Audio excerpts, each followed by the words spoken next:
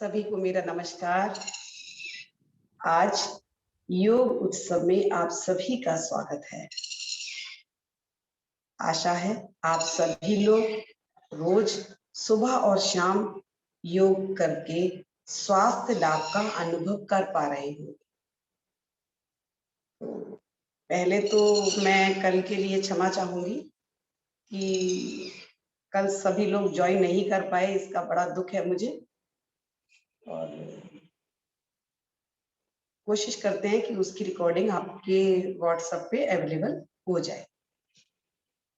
तो आइए शुरू करते हैं ब्रह्मनाद से।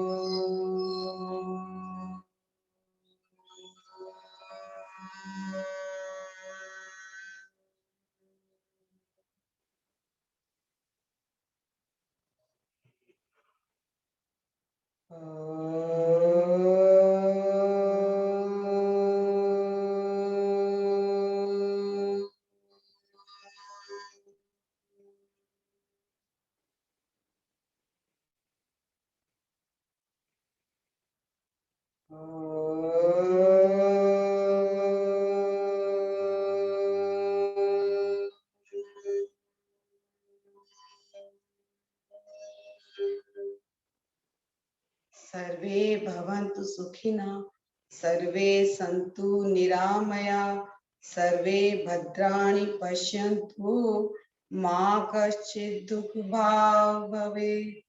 ओम शांति, ओम शांति। गहरी लंबी सांस भरें और छोड़ें। एक और लंबी सांस। पूरा पेट, पूरा लंग्स भरा हो और मुंह से ऐसे सांस छोड़ दीजिए। ये इस तरह से सांस लेना हमारे डिप्रेशन को, हमारे स्ट्रेस को खत्म करता है। ये इसी तरीके की कल स्ट्रेस का सेशन था, पर बहुत सारी एक्टिविटी आप ऑलरेडी कर चुके हैं। वहां पे भी प्राणायाम की ही गतिविधियां थी। इस तरह की ब्रीदिंग एक बार और करते हैं। पूरी सांस भरेंगे,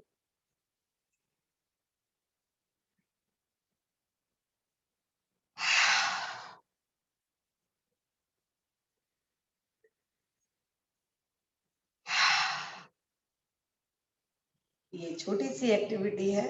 ऐसी ब्रीदिंग से हम अपने स्ट्रेस को कम कर सकते हैं और अपनी थकान को भी हटा सकते हैं। तो आज का टॉपिक थोड़ा बड़ा है, हम इसको लेके चलते हैं।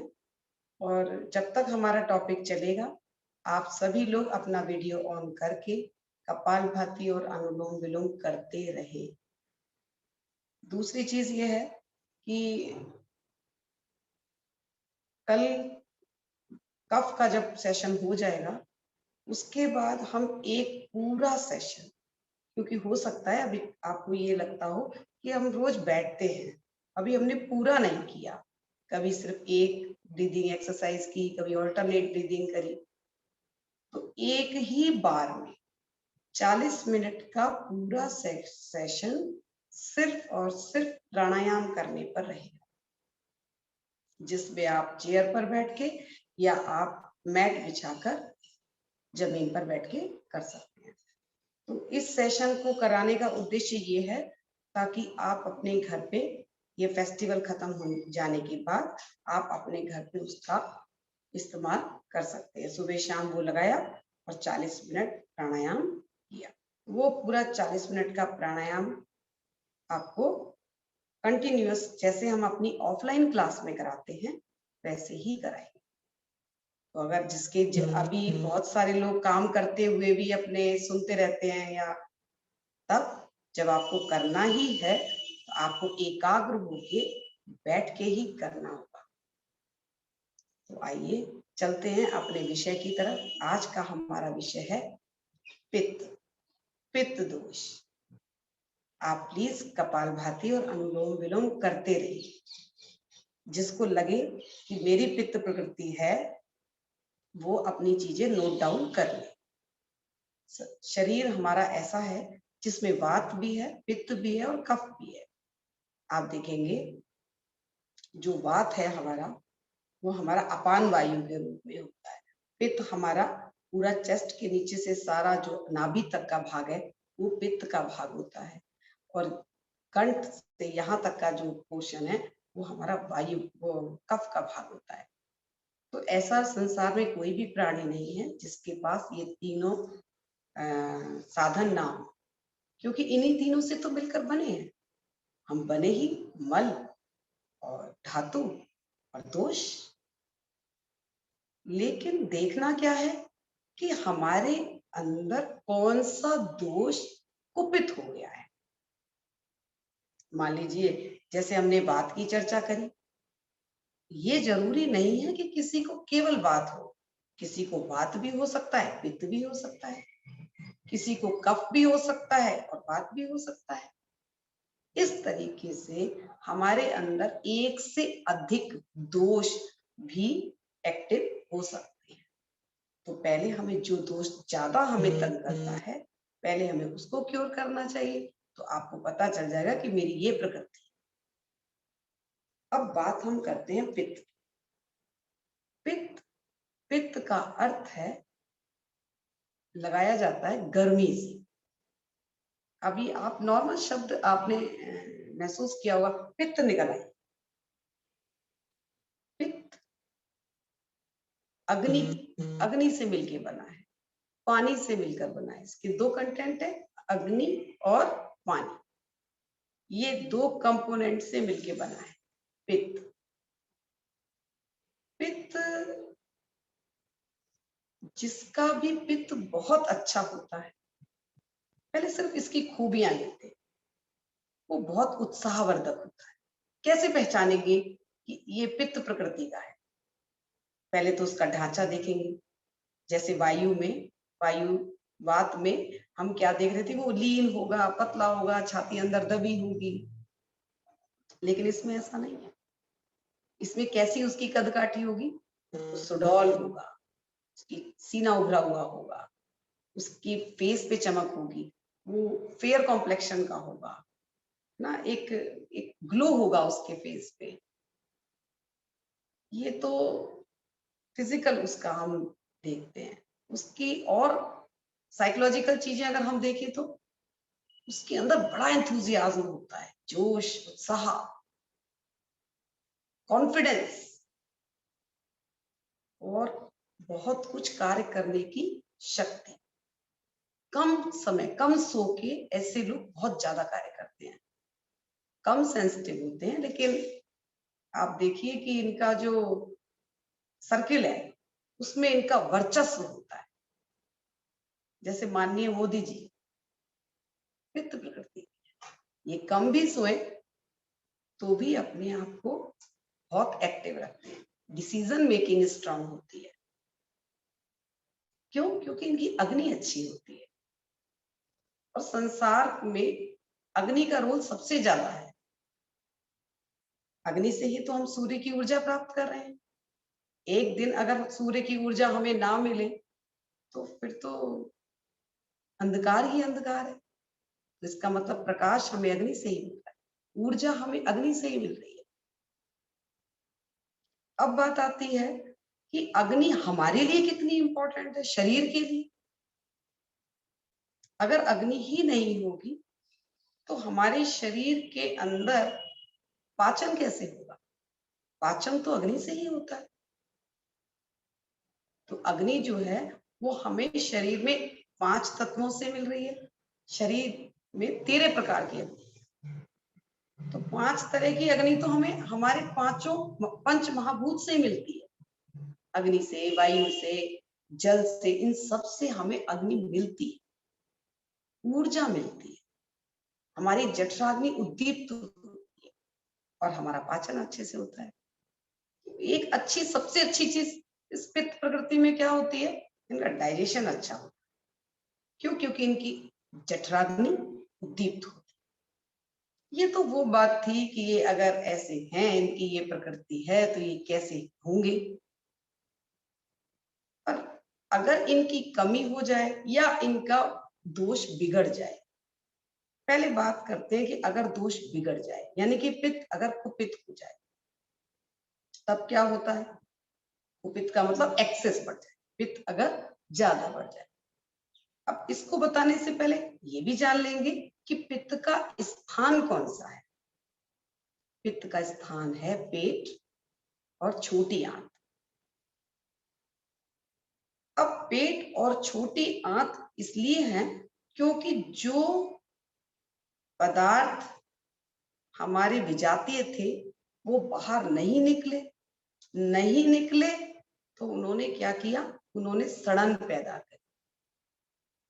अब सड़न पैदा करके जब वो वायु मूव हुई तो वो वात बन गया। ऐसा ही है ना, क्योंकि वायु विचरण करती है, चलती है, और जहां वो वायु रुकती है वही दर्द पैदा करती है। लेकिन पित्त वो तो चलता नहीं है, वो चिकनाई युक्त है, पीला है, हरा है। वो क्या करता है, वो वहीं इकट्ठा हो जाता है, वो वहां एक्यूमुलेट होके जलन पैदा करता है, खट्टी डकारें पैदा करता है ना, वॉमिटिंग। और हमारे जो पेट के अंदर है वो जठराग्नि जो हमारी है वो हमारी क्या हो जाती है, मंद हो जाती है। अगर जठराग्नि अच्छी हो तो हमारा पाचन अच्छा होता रहता है। तो ऐसा क्या कार्य होना चाहिए और किन किन चीजों से हमारा पित्त दोष कुपित होता है, क्या कारण है। पहले तो हमें कारण पता, पहले तो हमें ये पता चला पित्त का स्थान पेट और छोटी आंत होती है। दूसरा, पित्त जो है वो हमारे को क्या करता है, हमारे खाने को, जो फायर है वो हमारे खाने को पचाने में सहायक होती है। लेकिन अगर ये कुपित होती है तो उसके कारण है वही पहली जैसी चीज। सबसे बड़ा मेजर रोल है खान पान का, आहार का। अब आहार की बात पर आते हैं, तो ऐसी क्या क्या चीजें हैं जिससे हमारा पित्त बढ़ता है। नंबर 1, ऐसी चीजें जो तली हुई हो, जो मिर्च मसालेदार हो, जो मैदे से बनी हुई हो, फास्ट फूड हो, फ्रोजन फूड हो, ये सारी चीजें पित्त को पैदा करती है, बढ़ा देती है। दूसरा, चाय हो, कॉफी हो, बिस्किट हो, नमकीन हो, पापड़ हो, मिठाइयां हो, अल्कोहल हो, तंबाकू हो, ये सारी चीजें हमारे पित्त को कुपित कर देती। होती इतनी अच्छी पर्सनालिटी है पित्त की, लेकिन ये कुपित करती चली जाती है। और आप एक नजर डालिए, हम तो इसी आहार में रहते हैं सारा टाइम। तीसरा, हम सारा टाइम एसिडिक फूड लेते हैं, ये पित्त का कुपित होने का बहुत बड़ा कारण है। तो ये तो हमारे ऐसे कारण थे। और फिर उसके बाद एक बड़ा कारण है दवाइयां। हम क्या करते रहते हैं, एक रोग हमें हुआ, हम डॉक्टर के पास गए, हमने दवाई ली, दवाई उस रोग की थी लेकिन डॉक्टर ने उसके साथ एक और टैबलेट दे दी, ये एंटासिड खा लीजिएगा। भाई क्यों खानी, एक दवाई तो हमने ले ली ना।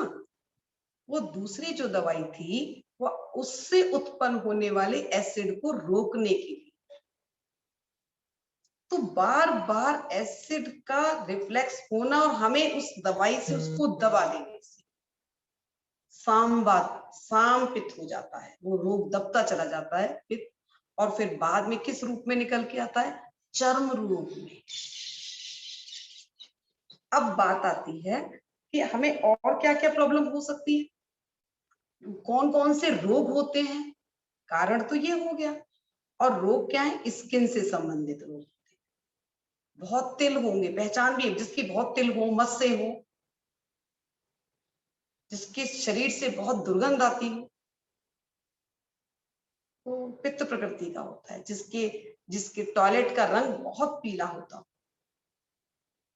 ये सारी चीजें पित्त को कुपित करने के लक्षण हैं। ये पता चलता है कि अगर ऐसा हो गया है तो हमारा पित्त बिगड़ रहा है। अब रोग कौन कौन से होते हैं? चर्म रोग, स्किन से रिलेटेड कोई भी रोग वो पित्त की अधिकता से होता है। धीरे धीरे धीरे पित्त प्रकृति वाले लोगों की हाथ की हथेलियों का जो रंग है वो काला पड़ने लगता है। पहचान है कि पित्त कुपित हो रहा है। आंखों के नीचे डार्क सर्किल हो जाते हैं। पित्त पित्त जब ज्यादा बढ़ जाता है तो फिर स्किन को जलाता है, अंदर छाले हो जाते हैं, मुंह पक जाता है, अल्सर हो जाता है, ज्यादा बनता चला जाए, एसिड रिफ्लेक्शन बहुत ज्यादा होने लगे तो धीरे धीरे वो अल्सर बन जाता है। रोज की ऐसी ही स्थितियां लगातार बनी रहने से घातक रोग बन जाते हैं। वो रोग कौन कौन से हैं पित्त से उत्पन्न हुए? एक एसिडिटी तो बहुत मेजर रोल है। एसिडिटी के अलावा जो हमारे रोग बनते हैं, चाहे हार्ट से संबंधित हो या वो हमारा क्या नाम है स्किन से संबंधित हो, चाहे डायबिटीज हो, हार्ट अटैक हो, है ना, हाई बीपी हो, स्किन से रिलेटेड चाहे एक्जिमा हो, सोराइसिस हो, ये सारे के सारे रोग चर्म उससे बनते हैं, पित्त से बनते हैं, पित्त के कुपित होने से बनते हैं। तो ये एक कारण रहा। तो पहले मुझे कारण ठीक करने होंगे। और दूसरे कारण क्या है? दूसरे कारण है समय पर भोजन का ना लेना। पित्त कुपित होने का सबसे बड़ा कारण, यानी कि जो मेरे भोजन का समय था तब मैंने भोजन नहीं करा, खाली पेट रहा मैं इतनी देर, उसके बाद मेरे को जब समय मिला तब मैंने खाना खाया। इतनी देर में पेट में एसिड बनता रहा, क्योंकि पेट में ऑलरेडी HCl होता है, हाइड्रोक्लोरिक अम्ल मौजूद होता है। फिर जब भूख का समय निकल गया, आपने जब खाने का समय था तब आपने नहीं खाया, या फिर आपको समय ही नहीं मिला, आपने स्किप कर दिया। कई सारे लोग अपने आप को पतला करने के लिए भी भोजन नहीं खाते हैं, तो ऐसा करने से भी पित्त कुपित हो जाता है। तो हमें क्या क्या चीजें अपनी लाइफ में लानी होंगी ताकि हमारा पित्त कुपित ना हो, पित्त से जुड़े हुए रोग हमारे शरीर में उत्पन्न ना हो। तो आइए देखते हैं। पहला हमने लिया, भोजन से बात करी, तो सबसे पहले मुझे क्या करेक्ट करना होगा? मुझे अपना खान पान सही करना होगा। जो लोग पित्त की अधिकता से ग्रसित होते हैं उन्हें अपना भोजन कैसा रखना चाहिए? अपना भोजन मसाले रहित रखना चाहिए, बहुत कम मसालों वाला रखना चाहिए। 3 गुण होते हैं हमारे, 6 रस के स्वाद होते हैं आयुर्वेद में। 3 स्वाद रस के हमारे पित्त प्रकृति वाले को चाहिए, एक कषाय, एक तिक्त और एक मधुर। ये 3 रस शामिल हो तो पित्त दोष दूर किया जा सकता है।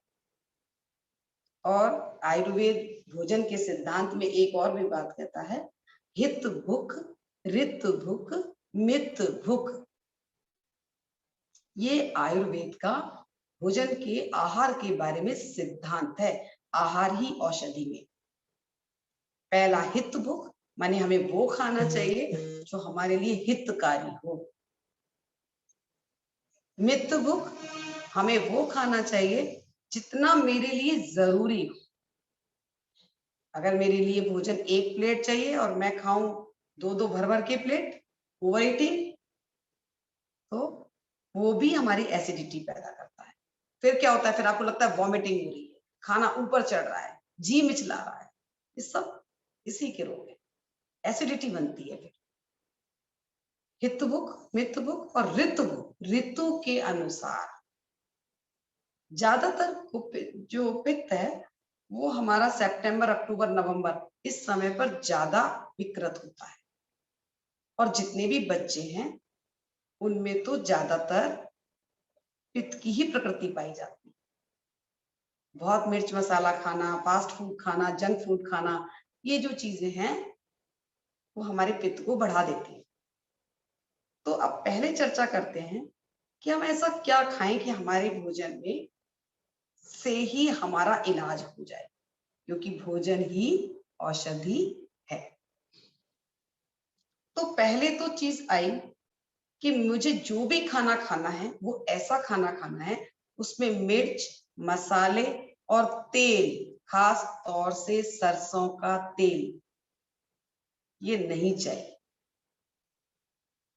ये एसिड बनाता है, तीखा होता है। आप देखते हैं केवल एक सूंघ भी लेना सरसों के तेल को तो आंख में आंसू आ जाते। तो हमने ये तीनों चीजें नहीं खानी। मसालों का सेवन नहीं ज्यादा करना, मिर्च मसालों का सेवन ज्यादा नहीं करना, मैदे का सेवन ज्यादा नहीं करना, फ्रोजन और ये जितनी भी पैक चीजें हैं या फिर प्रोसेस्ड जितनी भी चीजें हैं वो भी हमें नहीं खानी। पैकेट बंद बिस्किट, नमकीन बिल्कुल नहीं खानी। हम सोचते हैं चल थोड़ी सी नमकीन खा लेते हैं, वो नमकीन एसिडिटी बना देती है। बिस्कुट मैंने बताया था कि जिसमें विष कूट कूट के भरा होता है, ये भी नहीं खाना है। तो हमारी पहली लाइन बिल्कुल क्लियर हो गई कि मुझे क्या खाना है। ऐसा भोजन खाना है जिसके अंदर मिर्च, मसाले और तेल ना हो। जब आपका बहुत पित्त बन रहा, धीरे धीरे आप क्योर हो जाएं, तो आप धीरे धीरे थोड़ा सा अपना आहार अच्छा कर सकते हैं। अगला, दूसरी हमारी चीज थी कि हमारे भोजन के अंदर कैफीन जैसी चीजें, चाय, कॉफी, है ना, और इसके बाद नमकीन, बिस्किट, अल्कोहल, तंबाकू, ये सब हमें हटाना है। ये सारी चीजें हमारे पित्त को बढ़ा देती है। चाय पी, जनरली लोग सवेरे उठते ही चाय पीते हैं। वही चाय से खाली पेट आपका है, आपने चाय पी ली। जहां तक कि मैंने कई बार देखा है कि लोग ग्रीन टी ही सुबह खाली पेट पी रहे हैं। यूट्यूब में देखा, चलो भाई ग्रीन टी सुबह खाली पेट। कोई भी टी हो, चाहे वो ग्रीन टी हो, ब्लैक टी हो या फिर कोई ग्रीन कॉफी हो, सब एसिड ही बनाती हैं। तो हमें क्या करना होगा, एसिड की चीजों से दूर रहना है ना।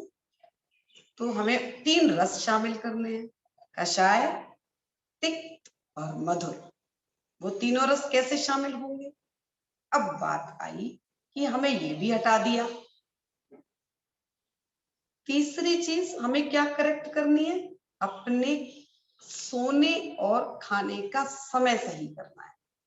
क्योंकि नींद ज्यादा आए या नींद कम आए, दोनों ही एसिड को उत्पन्न करती है। तो एसिड जो है नींद कम होने से ज्यादा सीक्रेट होता है। तो आपको प्रॉपर नींद चाहिए, उसके लिए आप सही समय पर सोएं और सही समय पर खाएं। आपकी दिनचर्या, आपका लाइफ स्टाइल जो है अगर वो सही हो जाता है तो आप निरोग हो सकते हैं। और योग का काम ही होता है एक सही दिनचर्या, जीवन जीने का तरीका। अब बात करते हैं कि फिर खाएं तो क्या खाएं।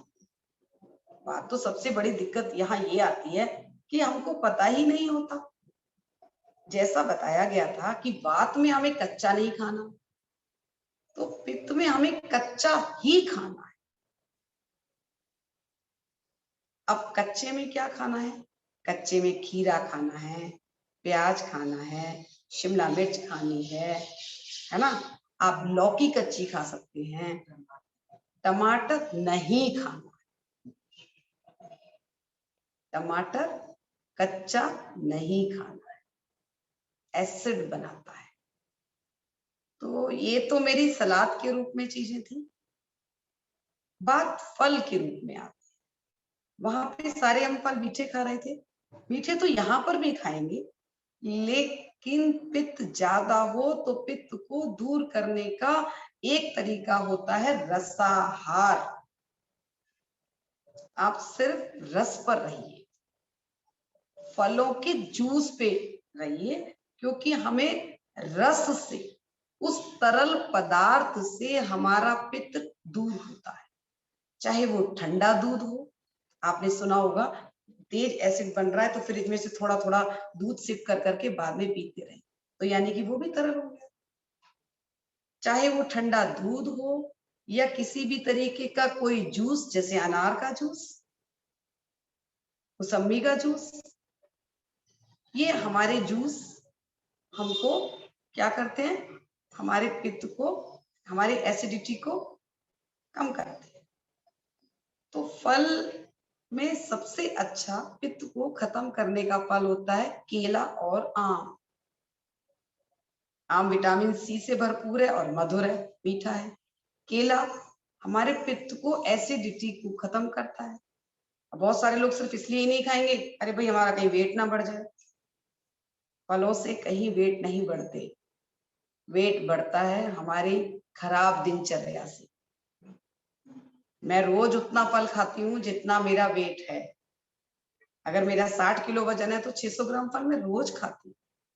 तो अगर मैं रोज फल खाती हूँ इतने, तो तब तो मुझको 100-150 किलो का हो जाना चाहिए था। ऐसा नहीं है। मैंने कल भी बताया था, फलों से मिलने वाला जो मिठास होती है उसमें शुगर फ्रुक्टोज के रूप में होती है। तो इस तरीके से आप फल का जूस लेना कहीं ज्यादा बेहतर होता है। सब्जियों का जूस पीना कहीं ज्यादा बेहतर होता है पित्त को शांत करने के लिए। और सीधा सीधा अंदाज लगा लीजिए, अग्नि को शांत करना है, अग्नि दीप्त है, उसको शांत करने के लिए तो आप कुछ ठंडा ही डालेंगे। ये तो ये बात रही कि हमने तरल चीज ली। अब हमारी आई खाने की बात कि हम भोजन में क्या खाएंगे। भोजन में हम दाल, सब्जी, गेहूं की मात्रा बहुत कम, जो भी पदार्थ एसिडिक होते हैं उनकी मात्रा हमें कम करनी है और एल्कलाइन की मात्रा ज्यादा करनी है। सेम इसी फार्मूले पे चलना है कि 80% एल्कलाइन हो और 20% एसिडिक। अब भोजन ही नहीं, पानी में भी ये बात ध्यान रखनी है। पानी का पीएच लेवल 7 होता है। पानी का जो पीएच लेवल होता है वो 7 होता है, लेकिन वो पीएच लेवल जो 7 होता है वो हमारा आरओ का पानी पीने से 7 से भी हमें कम मिलता है। तो कम मिलता है तो एसिडिक, अंदर अंदर एसिड जनरेट होता है। डायबिटीज में मीठे फल ले सकते हैं, बिल्कुल लिए जा सकते हैं। मैं तो यहाँ पर एग्जाम्पल करके देख चुकी हूँ। आप मीठे फल ले सकते हैं, लेकिन आपको, अगर आपको लगता है आपकी डायबिटीज बहुत बड़ी हुई है तो आप मीठे फल का इस्तेमाल थोड़ा कम करें। अब बात आती है हमारी कि हमने क्या खाना है। हमने भोजन में ऐसा क्या खाना है जिससे हमारा पित्त बिल्कुल बैलेंस। नंबर 1, घी खाना है। घी कौन सा खाना है? गाय का घी खाना है, 2 चम्मच। ये नहीं कि अब मैंने गाय का घी बताया तो बहुत बहुत सारा खाना है। गाय का घी, अगर देसी गाय का घी हो तो बहुत अच्छी बात है। नहीं मिले तो अपने घर में जो आप दूध लाते हैं उसका घी, उसका जो बटर निकलता है वो मक्खन मिश्री के साथ खाना हमारे पित्त को खत्म करता है। मक्खन मिश्री के साथ खाना पित्त को खत्म करने का सबसे आसान तरीका है।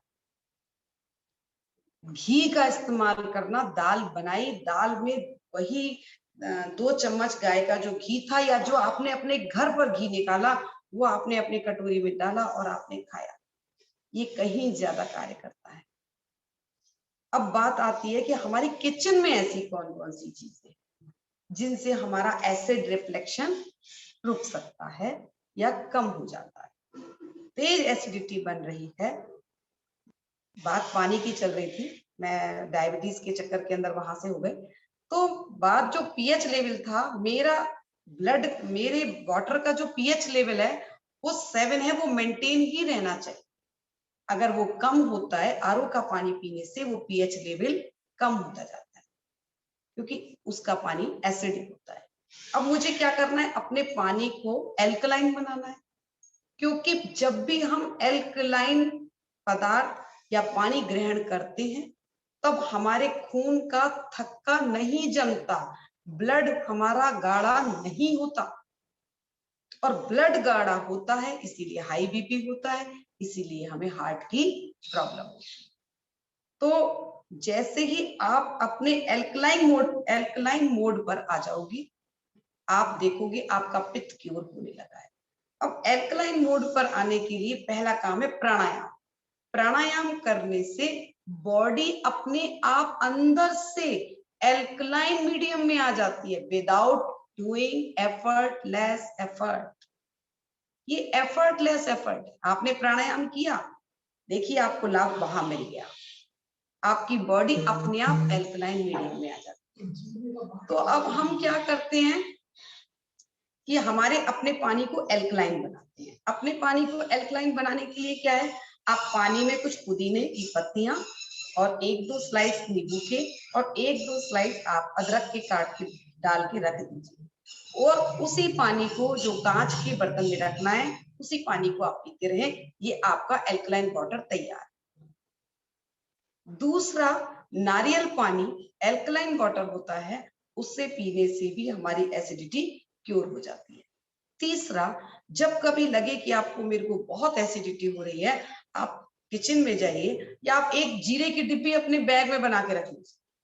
फटाफट आपने जीरा लिया और कच्चा जैसा है ऐसा का ऐसा आपने चबा लिया, कोई आपकी उम्र जितने दानों तक, 50 साल उम्र है तो 50 दाने लगभग इतना सा ले लिया और आपने उसको चबा लिया। अगर एसिडिटी और भी आपको लगता है कि खट्टी डकारें हैं, बदहजमी है, तो इसके लिए प्राकृतिक चिकित्सा में विरेचन होता है। विरेचन और धोती, ये दोनों ऐसी प्राकृतिक चिकित्सा के उपाय हैं जिनसे हमारा ये क्योर होता है पित्त। विरेचन का अर्थ होता है आप अपने आप को डिटॉक्स करें। वमन करने से भी हमारा पित्त शांत हो जाता है। इसके अलावा अनार का जूस है, और आप सबसे अच्छा उपाय घर में कर सकते हैं जिससे हमारा लिवर भी ठीक होता है, बाइल जूस भी उससे बनता है। तो हम क्या कर सकते हैं, एक कप दूध में 1 बूंद नींबू का ड्रॉप डाल देते हैं, वो वाला दूध फट जाएगा तो उस पनीर को निकाल दीजिए, पनीर की जरूरत नहीं है, पनीर हैवी हो गया, लेकिन जो उसका पानी है वो एसिडिटी को तुरंत मिटाता है। एक दूसरा, लिवर को ठीक करता है। तो तीसरा, सबसे ज्यादा प्रोटीन होता है ना। फटे दूध के पानी का कितना बड़ा लाभ, हम तो यूं ही फैला देते, दूध फट गया फैला देते, नहीं, उसका इतना बड़ा लाभ है। फिर आता है बॉर्ली वाटर। बॉर्ली वाटर का मतलब होता है जौ का पानी। जौ का पानी, आप रात में जौ भिगो दीजिए, सवेरे उठ के थोड़ा सा उबाल के, और जब पानी कोसा हो जाए तब आप उसे पी लीजिए। जितने भी पित्त प्रकृति के लोग हैं उन्हें बहुत तेज हीट वाला गर्म खाना, बहुत तेज गर्म पानी खौलता हुआ नहीं पीना चाहिए, थोड़ा रूम टेम्परेचर के हिसाब का पानी पीना चाहिए। ऐसे ही ब्लड का पीएच लेवल 7.4 होता है। जब वो पीएच लेवल ज्यादा एसिडिक हो जाता है तब हमारे स्किन पे चर्म रोग आता है, हमारे एक्जिमा होता है, दाद होता है, खाज होती है, खुजली होती है। ये सब हमारा ब्लड में एसिड की मात्रा के बढ़ने से होता है। तो जब हम अपने डाइट में एल्कलाइन 80% शामिल करेंगे, यानी कि रॉ फूड जितने शामिल करेंगे, स्प्राउट खाइए। अभी मुझसे ग्रुप में भी पूछा था किसी ने कि क्या स्प्राउट हम बॉईल करके या स्टीम करके खा सकते हैं, तो सिर्फ वही खा सकते हैं जिनको गठिया की प्रॉब्लम हो। वात से मतलब ये है कि जिनको गठिया हो वो बिल्कुल कच्चा ना खाएं, बाकी जिनका वात नॉर्मल रहता है वो थोड़े से, चाहे वो 2 चम्मच खाएं, लेकिन वो जिस फॉर्म में है वैसा ही खाएं। ऐसा होने से एल्कलाइन क्वांटिटी आपकी बॉडी में जानी चाहिए, तब आपके बॉडी का पीएच लेवल बैलेंस होगा।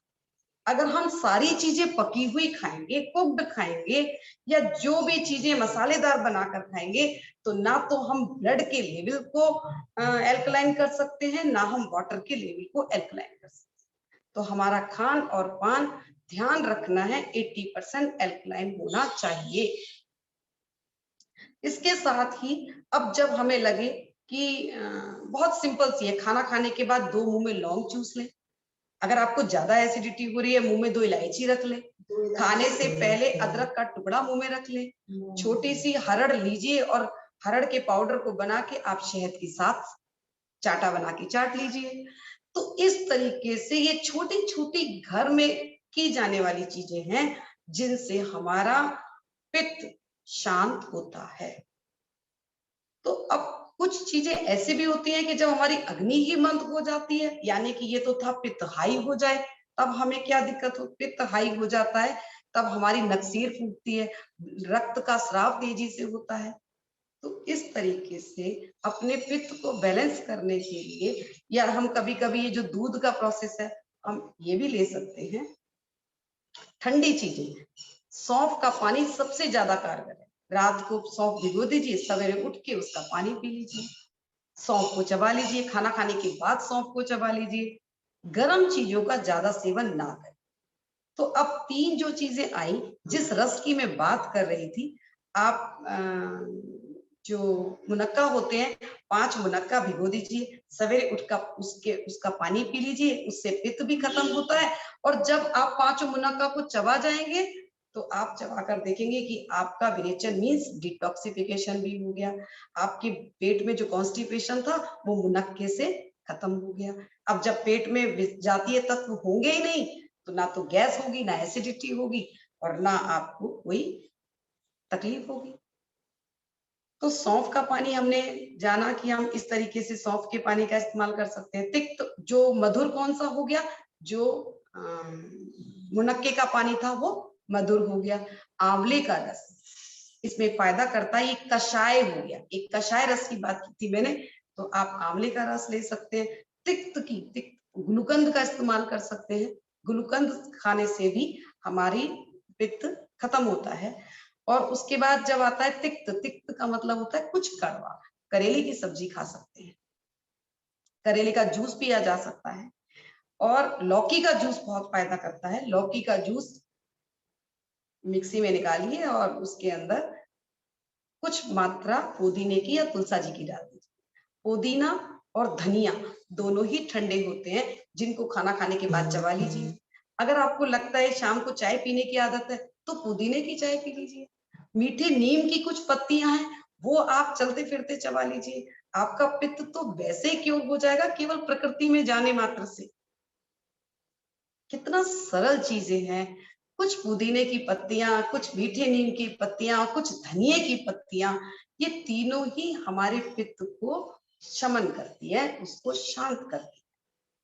तो अपने आहार को बदलिए और अपने पानी को थोड़ा बदलिए, एल्कलाइन वाटर पीजिए, भोजन को एल्कलाइन कीजिए, और शरीर में मालिश कीजिए, और ज्यादा तेज धूप का सेवन भी ना कीजिए। अगर आपको वॉक करना है तो आप थोड़ी छाया में कीजिए या जल्दी सुबह वॉक कीजिए। ज्यादा धूप का सेवन आपके लिए अच्छा नहीं है। तो ये तो पित्त से जुड़ी कुछ जानकारियां थी जो मैंने आपके सामने रखी। अगर इससे संबंधित आपको कोई प्रश्न हो तो आप वो ग्रुप में पूछ सकते हैं, क्योंकि हो सकता है इसका टाइम